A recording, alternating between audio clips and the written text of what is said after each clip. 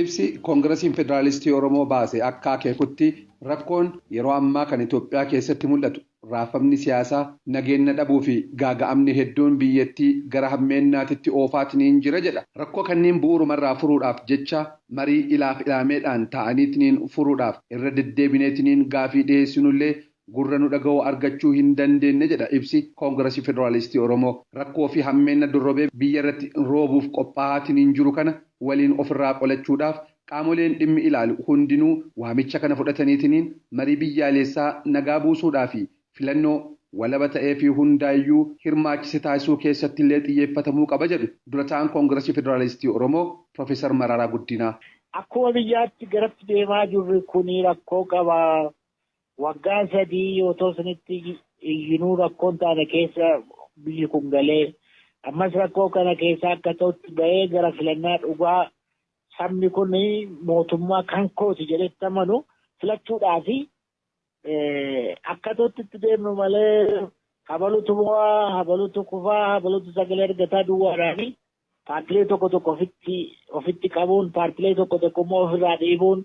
Kan akkasii kun waggaa 50 keessa turreerraa siyaasa keenya jijjiiruu hin dandeenye kana keessaa baanee tarkaanfachuun nurra jira jennee hundatti jechuu qottanii murtootti saba biyya kanaattis paartii amma bulchaa jiruttis mootummaa biyya kanaattis hundi akka dhaga'uuf baafnee jechuu qottanii. Ibsa isin baasan keessatti. Haala miseensonni keenya dorgomuu danda'anidha keessa jiranitti haalli waajjiraaleen keenya cufamee jiru keessatti filannoodhaaf dorgomuun akkaan ulfaataadha yaada jedhudha. Maal jechuudha kana jechuun filannootti dorgomuu inuma rakkannullee inuma dorgomna jechuudha moo dorgomuuyyuu hin dandeenyu hin dhiifna jechuudha. Ammaa filachuu miti dorgomna jennee hin murteessine hin dorgomnus jennee murteessine warri garuu. Filannaan kun nuti dorgomnus biyyuun gara gadheetti deemuu dandeessi. Rakkoo tokko keessaa baanee rakkoo biraatti deemuu dandeenya. Waggaa 3 keessatti waliigaltee biyyaa tokko lama jennee lafa kaawwachuu dadhabnee achumaa wal argina. Waggaa 3 sabni deemaa jiru kuni garatti deemaa jiru kuni biyya kana gubbaatti rakkoo guddaa rakkoo bal'aa fiduu hin danda'a. Isa jedhu kana yaadachiisaa. Warra nu dhaga'u akka isaan dhaga'an gochaa hamma dandeenyetti amma 0 horii sadarkaa ammasitti deemneetu ilaalla garatti deemamu filannaa keessa galtu bari nan filama wayette malee waan galtuuf hin jiru. Amma akkamma jiru kanatti wal gowwoomsanii wal mooksanii bira darbuun hin danda'amu. Waliigaltee biyyaalessaa waan jedhu yeroo kaastan mootummaan kami waliigalteen biyyaalessaa? Isuma Profeesar Mararaalleen irratti hirmaatanii barreeffamas dhiheessan sani. Kanaafuu taasifamaa jira maal akka gaafatan nuun galu kanneen jedhanis jiru. Maali waliigalteen biyyaalessaa amma ta'aa jira jedhamee mootummaadhaan himamuu fi kan isin gaafattan kam walii? Sirna dimookiraasii biyya kanatti ijaarree, sirna walqixxummaa biyya kanatti ijaarree, sirna sabni kun mootummaan kun kan kooti jedhu biyya kanatti ijaaruudhaaf waliigaltee barbaachisa. Waliigaltee jechuun immoo barmaan akkamitti biyya kana bulchinaa dabar akkamitti filannaa dhugaa deemsifnaa dabar waan biraa miti bar waan maajik foormulaan tinii miti bar akkamitti filannaan dhugaa sabni kun filannaa dhugaadhaan bilisaan gadi ba'ee abbaa barbaachisan filachuu danda'a tokko lama sabni kun nagaadhaan akkamitti filachuu danda'a tokko lamadha amma akkama jirutti Tigiraa keessa nagaan hin jiru Beenishaangul nagaan hin jiru Somaalee Affaar jidduu nagaan hin jiru.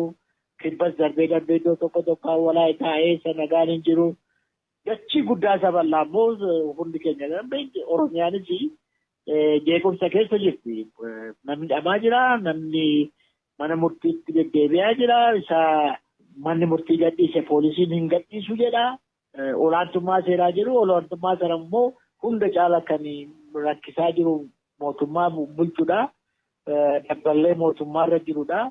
Waan akkasii kanaa waliigallee biyya kana maal goona? Akkamitti filannaa dhugaa deemsisa? Hunda keenyarraa maaltu eegama? Hundi keenya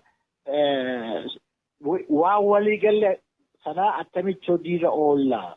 isa jedhutti deemuudha jechuudha baru. Koongiresiin Federaalistii Oromoo rakkoolee uumame jedhu kanaaf itti gaafatamoon mootummaa fi paartii biyya bulchaatiin jiru jedha. Gareen sirna federaalaa Itoophiyaa falmu haleen rukute jedheetiin duubaan mootummaa yoo jajjabeessu mootummaan aangoo harkaa qabullee caasaa sirna federaalizimii duubatti deebisuuf yoo socho'u agarra jedha ibsi KFO kuni. Dhimmoota kanniiniin wal qabatee VOA irraa gaafatamanii deebii kan kennan sadarkaa ministeeraatti qindeessaan giddugala dagaagina sirna dimokiraasii waajjira muummee ministeeraa Dr. Biqilaa Hurrisaa akkas jedhu. Filannoo dimokiraatawaa ta'e gaggeessuun hin danda'amuuti. Kanaafuu biyya kana keessatti filannoo gaggeessuun hin danda'amu jedhanii uummata dhaabuudhaaf yaaluun sirrii natti hin fakkaatu. Namoonni sirna haqaa kana keessatti ilaalamaa jiran yakkaan shakkamanii dhimmi isaanii qulqullaa'aa jiru akkuma jirutti ta'ee sirna dimokiraasii keenya ijaaruun gara fuulduraatti itti fufuu qaba.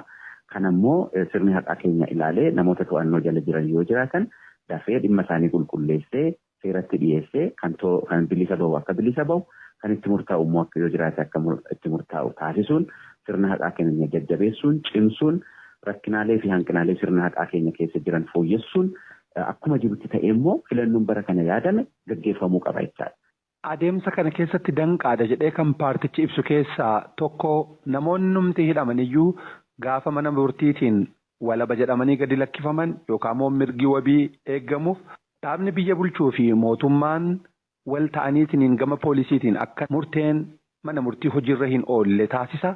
Akkasumatti immoo shiroota garaagaraatiin waajjiraaleen keenya cufama. Olii gadi deemnee sochoonee akka mootummaan amma socho'aa jirutti namootallee hubachiisuu akka hin dandeenye taasifamnee jirraa jedhu. Inni kun sababa ta'uu hin danda'u tarii. Egaa ani akka ejjennootti sirni haqaa keenya sirriitti hojjechuu qaba jedheen amana. Sirni haqaa keenya poolisii qaba, abbaa alangaa qaba, mana murtii qaba. Aangoo fi gaheen hojii dhimmoota humnoota sadan kana gidduu jiru haala gaariidhaan hojiirra ooluu qaba jedheen amana. Akka nama tokkoottis akka paartiittis ejjennoon keenya kana nama manni murtii bilisa jedhee gadi lakkise qaamni kamiyyuu hambisuu hin qabu jedheen amana. Rakkoon qabatamaan mudate yoo jiraate naannoo sana yoo jiraate eessatti eenyu nama jedhamu irratti akka mudate ilaalanii sirreessuuf baay'ee murteessaadha jedheen amana. Waajjiraaleen paartichaa bakka adda addaatti cufamaniiru kan jedhe yoo jiraate yoo yakka goggogaadhaan shakkamaniiru ta'e yoo yakka uummata balleessuu sirna kana diiguu wajjin shororkeessummaa wajjin dhiiga dhangalaasuu wajjin jeequmsaa wajjin wal qabateera yoo ta'e poolisii yoo laalee dhimma sana laalee karaa abbaa alangaatiin himanni irratti akka banamu taasifameera yoo ta'een ala namni waajjira bakka adda addaatti banatee sirna siyaasaa biyya kana keessatti sirna ijaarsa demokiraasii keessatti hirmaachuudhaaf qulqulluu ta'ee karaa nagaatiin qabsaa'uudhaaf waajjira banatee socho'aa jira yoo ta'e sun cufamuu hin qabu. Sun karaa kamiinuu cufamuu hin qabu. Adda dummaadhaan mootummaaniif paartiin biyya bulchaa jiru kanarratti hin qabsaa'a. Namoota immoo waa lama wal makanii yakkaa fi karaa nagaa wal makanii deeman immoo madaalli isaatiin sirni haqaa keenya ilaalaa tarkaanfii sirreeffamaa fudhachaa kan deemu ta'a jechuudha. Marii biyyaalessaa nageenya fiduu barbaachisa jennee irra deddeebinee gaafannullee mootummaan isa kana kutannaadhaan taasisuu hin barbaanne yookaan ammoo fedhiin qulqullummaa waan kana raawwachuu hin mul'anne jedhameetiin himama. Amma mariin biyyaalessaa taasifamaa jira kan jedhu immoo mootummaan irra deddeebi'eetiin kaasa. Wanni kun yaada waliinii qabateetiin deemee jira jechuun hin danda'ama. Marii kana keessatti paartiin badhaadhinaas ta'ee mootummaan gahee qaamni tokko taphatu qofa taphachaa jira malee ajandaa bocuu keessattis ta'ee waltajjii keenya gaggeessuu keessattis ta'ee maree biyyoolessaa kana hoogganuu keessatti gaheen inni qabu gahee qaama tokko qofa akka ta'e beekuun barbaachisaadha. Namoonni biyya kana keessatti mariin dhugaa gaggeeffamaa hin jiru warri jedhan warra marii gaggeeffamaa jiru kana keessaa hin hirmaannu jedhanii warra bahantu gaaffii kana kaasaa jira. Kanaafuu qulqullinaan irratti hirmaachuun dhaloota dhufuuf yaaduun yaada kennuun yaada fudhachuun karaa nagaa qofa filachuun baay'ee murteessaadha. Biyya kana keessatti dimokiraasiin olmoot ziiroo irraa jalqabama jechuu danda'ama jarri keenya. Kanaafuu marii dhaabuun hin danda'amu itti fufuu qaba. Onnee qulqulluudhaan kaayyoo qulqulluudhaan gaggeeffamuu qaba. Gara fuuldurattis kun itti fufa. Mariin amma gaggeeffamaa jira. Qaamoleen ala dhaabbatanii mariin hin jiru jedhan kun gara waltajjii kanaatti dhufanii marii kana keessatti hirmaatanii dhaloota dhufuuf waan gaarii akka hojjetan dhaamsa koo dabarsuun barbaada. KFO'n ibsa isaa keessatti akka kaasetti rakkoo biyyatti deemaatiin jiru kana qolachuudhaaf lammiileen biyyattii gaaga'amni kun isaan yaaddeessu hundinuu irratti hirmaatanii marii biyyaalessaa ilaaf ilaameedhaan rakkoo furuu fi walamantee irratti xiyyeeffachuullee murteessaadha jechuudhaan hubachiisee jira. Miseensonni Koongiresii Federaalistii Oromoo hedduun isaanii ajjeechaa Haacaaluu Hundeessaa booda hidhamuun isaanii ni yaadatama.